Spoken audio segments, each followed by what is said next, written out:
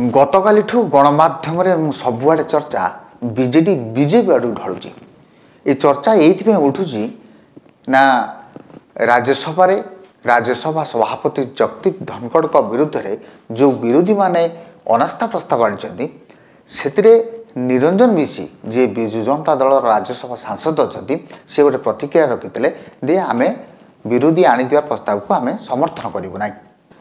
ସେଇ କଥା କହିଲା ପରେ ବର୍ତ୍ତମାନ ସବୁଆଡ଼େ ଚର୍ଚ୍ଚା ହେଉଛି ଯେ ବିଜୁ ଜନତା ଦଳ ବିଜେପି ପ୍ରତି ଢଳୁଛି ଏବଂ ତା ମଧ୍ୟରେ ମଧ୍ୟ ଗୋଟେ ଫଟୋ ସୋସିଆଲ ମିଡ଼ିଆରେ ଭାଇରାଲ ହେବାରେ ଲାଗିଛି। ଯେଉଁ 5 ଜଣ ରାଜ୍ୟସଭା ସାଂସଦ ଯାଇକି ଜଗଦୀପ ଧନଖଡ଼ଙ୍କୁ ଭେଟ କରି ଫଟୋ ଉଠାଇଥିଲେ ଏବଂ ସେ ଫଟୋଟି ଭାଇରାଲ ହେବା ଲାଗିଲା।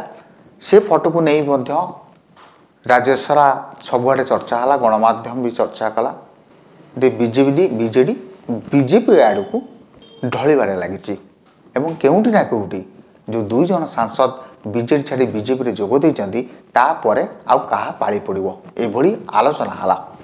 ତେଣୁ ବର୍ତ୍ତମାନ ବିଜୁ ଜନତା ଦଳର ଯେଉଁ ରାଜ୍ୟସଭା ସାଂସଦ 7 ଜଣ ଅଛନ୍ତି ସେ ଗୋଟେ ପ୍ରେସ୍ ମିଟ୍ କରିକି ଉପରେ ମତ ରଖିଛନ୍ତି ଏବଂ ସେ ସୁଲତା ଦେଓ, ମାନସ ମଙ୍ଗରାଜ, ସସ୍ମିତ ପାତ୍ର, ଦେବାଶିଷ ସାମନ୍ତରାୟ, ନିରଞ୍ଜନ ବିଶି, ମୁନ୍ନା ଖାଁ, ସୁଭାଶିଷ ଖୁଣ୍ଟିଆ ଏମାନେ ଗୋଟେ ଗଣମାଧ୍ୟମକୁ ଡାକିକି ଗୋଟେ ତାଙ୍କର ସବୁ ପ୍ରତିକ୍ରିୟା ରଖିଛନ୍ତି ଏବଂ ସମସ୍ତଙ୍କ କହିବା କଥା ହେଲା ଯେ ଆମେ ବିଜୁ ଜନତା ଦଳ ସହିତ ଅଛୁ, ନବୀନ ପଟ୍ଟନାୟକକୁ ଆମେ କେବେ ବି ଛାଡ଼ିବୁ ନାହିଁ ଏବଂ ଏମିତି ବି କହିଛନ୍ତି ଯେଉଁ ମାନସ ମଙ୍ଗରାଜ ବି କହିଛନ୍ତି ଏବଂ ସୁଲତା ଦେଓ କହିଛନ୍ତି, ସସ୍ମିତ ପାତ୍ର ବି କହିଛନ୍ତି ଯେ ଗଣମାଧ୍ୟମ ଆମର ସାଂସଦମାନେ ଯେଉଁ ଅଛୁ ଆମର ଅପପ୍ରଚାର ନ କରୁ ଏବଂ ଠିକ୍ ତଥ୍ୟ ଦେଉ, ଭୁଲ ତଥ୍ୟଠୁ ଦୂରେଇ ରହୁ। ଆଜି ଏକଥା ଶୁଣିଲା ପରେ ଗୋଟେ ଆଲୋଚନା ହେଉଛି ଯେ ବିଜୁ ଜନତା ଦଳ ନିଶ୍ଚିନ୍ତ ଗୋଟେ ରଣନୀତି କରିଥିବ। ଯେଉଁ ନିରଞ୍ଜନ ବିଶି ଯେଉଁ ପ୍ରତିକ୍ରିୟା ଦେଲେ ତା ପ୍ରତିକ୍ରିୟା ଦେଲା ପରେ ଯେଉଁ ସାରା ରାଜ୍ୟରେ ଚର୍ଚ୍ଚା ହେଉଛି ଏବଂ ସେ ଫଟୋଟି ଉଠାଇଲା ପରେ ତା ଉପରେ ଆମର ମତ ଦେବାର ନିଶ୍ଚିତ ଆବଶ୍ୟକତା ଅଛି, ମତ ଦେବାକୁ ପଡ଼ିବ। ତାର ପ୍ରତିକ୍ରିୟା ଆଜି ମିଳିଗଲା। କିନ୍ତୁ କଥା ଉଠୁଛି ବର୍ତ୍ତମାନ ବିଜେଡି ବିଜେପି ଆଡ଼େ ଢଳୁଛି ନା ବିଜେପି ବିଜେଡି ଆଡ଼କୁ ଢଳୁଛି। ରାଜ୍ୟସଭାରେ ଯଦି ଆମେ ଦେଖିବା ଯେଉଁ ଅନାସ୍ଥା ପ୍ରସ୍ତାବ ପ୍ରସଙ୍ଗ ଆସିଛି ତା ଆଲୋଚନା ହେବ କି ନାହିଁ ତାହା ବି ସନ୍ଦେହରେ। 14 ଦିନ ତାର ନିୟମ ଅଛି, 14 ଦିନ ପୂର୍ବରୁ ନୋଟିସ୍ ଦେବା କଥା। ସେ ଅନାସ୍ଥା ପ୍ରସ୍ତାବ ଆସିବ କି ନାହିଁ ତାହା ମଧ୍ୟ ସନ୍ଦେହରେ। ଆଲୋଚନା ହେଉଛି କି ନାହିଁ ତା ଆଗକୁ ଜଣାପଡ଼ିବ। ଏପର୍ଯ୍ୟନ୍ତ ବିଜୁ ଜନତା ଦଳର ନେତା ତାର ସ୍ପଷ୍ଟ ମତ ରଖିନାହାନ୍ତି ଯେ ଆମେ ସମର୍ଥନ କରିବୁ ନା ବିରୋଧ କରିବୁ। କିନ୍ତୁ କଥା ପଡ଼ିଛି ସତରେ କ'ଣ ବିଜେଡି ବିଜେପି ଆଡ଼େ ଢଳୁଛି। ଆମେ କେତୋଟି ପ୍ରସଙ୍ଗ ଉପରେ ବା କେତୋଟି ଦିଗ ଉପରେ ଆଲୋଚନା କରିବା ଯେ ବିଜୁ ଜନତା ଦଳ ଚିନ୍ତା କରୁଥିବ ଯେଉଁ ଇଣ୍ଡିଆ ମେଣ୍ଟ ଭିତରେ ଯେଉଁ ଫାଟ ସୃଷ୍ଟି ବର୍ତ୍ତମାନ ହେଉଛି, ଯେଉଁ ଆଲୋଚନା ହେଉଥିଲା ଇଣ୍ଡିଆ ମେଣ୍ଟକୁ ନବୀନ ପଟ୍ଟନାୟକ ଢଳି ପାରନ୍ତି। ତେଣୁ ବର୍ତ୍ତମାନ ନବୀନ ପଟ୍ଟନାୟକ ସେ ଚିନ୍ତା କେବେ କରୁନଥିବେ। ଇଣ୍ଡିଆ ମେଣ୍ଟର ଯେଉଁ ଫାଟ ବର୍ତ୍ତମାନ ଚାଲିଛି, ମମତା ବାନାର୍ଜୀ, ଅଖିଳେଶ ଯାଦବ, ତେଜସ୍ୱୀ ଯାଦବ, ରାହୁଲ ଗାନ୍ଧୀ, ଅରବିନ୍ଦ କେଜରିୱାଲ ତାଙ୍କ ଭିତରେ ବର୍ତ୍ତମାନ ଠିକ୍ ଠାକ୍ ଚାଲୁନାହିଁ। କିଏ କେତେବେଳେ କଂଗ୍ରେସ କେଉଁ ପ୍ରସଙ୍ଗକୁ ବିରୋଧ କରୁଛି ସେଠି ସମାଜବାଦୀ ପାର୍ଟି ତୃଣମୂଳ ସ୍ତର ସେଠୁ ଦୂରେଇ ଯାଉଛନ୍ତି। ତେଣୁ ନବୀନ ପଟ୍ଟନାୟକ କେବେ ଚାହିଁବେନି ଯେ ଏଇଭଳିଆ ଦଳରେ ଆମେ ଗୋଟେ ଗ୍ରୁପ୍ ହେଇକି ରହୁ। ଦ୍ୱିତୀୟରେ ବିଜେଡ଼ିର ବି ସହାୟତା ବିଜେପିର ନାହିଁ, ବିଜେପିର ଦରକାର ନାହିଁ। ଆଗରୁ ବିଜେପିର ଦରକାର ପଡ଼ୁଥିଲା କିନ୍ତୁ ଏବେ ଯାହା ବର୍ତ୍ତମାନ ପରିପ୍ରେକ୍ଷୀରେ ବିଜେପିରେ ରାଜ୍ୟସଭାର ସାଂସଦ ବିଜୁ ଜନତା ଦଳ ତରଫରୁ ଦରକାର ନାହିଁ, କୌଣସି ବିଲ୍ ପ୍ରସଙ୍ଗରୁ ବା ଯେକୌଣସି ପ୍ରସଙ୍ଗରେ ହେଉ। କିନ୍ତୁ କଥା ଉଠୁଛି ତାହେଲେ ଏଇ ଯେଉଁ ଆଲୋଚନା ହେଉଛି କ'ଣ ପାଇଁ ଆଲୋଚନା ହେଉଛି। ବିଜେପି ବି ବର୍ତ୍ତମାନ ଯଦି ଆଲୋଚନା ହେଉଛି ବିଜେଡି ବିଜେପି ଢଳୁଛି ତାହେଲେ ବିଜେପି ବି ବିଜେଡି ଢଳିବାରେ ବି ତାର ବି ପ୍ରମାଣ ଅଛି। ଆପଣ ଦେଖନ୍ତୁ ନିର୍ବାଚନ ପରେ ବା ନିର୍ବାଚନ ପୂର୍ବରୁ ବିଜେପି ଯେଉଁ ଲୋକଙ୍କ ଆଗରେ ଯୁକ୍ତି ବାଢ଼ୁଥିଲା ଏସବୁ ଦୁର୍ନୀତି ହେଇଛି ଆମେ ତାର ପର୍ଦ୍ଦାଫାଶ କରିବୁ। ସେ 2 ଜଣ ଅଫିସର ବି ଯେଉଁମାନେ ଥାର୍ଡ଼ ଫ୍ଲୋରରେ ଜଣେ ଅଛନ୍ତି ଆଉ ଜଣେ ଯେଉଁ ଅଫିସର ଅଛନ୍ତି ସେମାନଙ୍କ ବିରୁଦ୍ଧରେ କାର୍ଯ୍ୟାନୁଷ୍ଠାନ ହେବ, ଇନକ୍ୱାରି ହେବ, ଚାର୍ଜସିଟ୍ ହେବ। କିନ୍ତୁ ତା ହେଲା ନାହିଁ, ତାଙ୍କୁ ପୁରସ୍କାର ଦେଇକି ପଠାଗଲା ଗୋଟିଏ କଥା। ଦ୍ୱିତୀୟରେ ଆପଣ ମନେ ପକାନ୍ତୁ ଯେତେବେଳେ VK ପାଣ୍ଡିଆନ ତାଙ୍କର ରେଜିଗ୍ନେସନ୍ ଦେଲେ 24 ଘଣ୍ଟା ଭିତରେ ତାଙ୍କୁ କେନ୍ଦ୍ର ଗ୍ରହଣ କଲା ଏବଂ ସେ ଛୁଟି ପାଇଗଲେ ତାଙ୍କ ଚାକିରିରୁ।